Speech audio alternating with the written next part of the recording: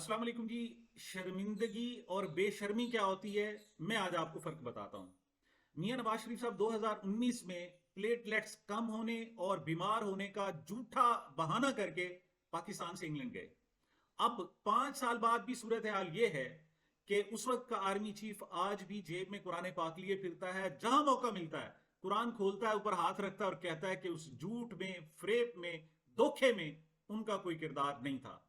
उस वक्त की मिनिस्टर डॉक्टर यास्मीन राशिद या दीगर लोग, इवन एहतसाब के उस वक्त के सरबरा शहजाद अकबर आज भी शर्मिंदा होते हैं, कहते हैं कि हमें धोखा दिया गया था, हम समझ नहीं सके थे।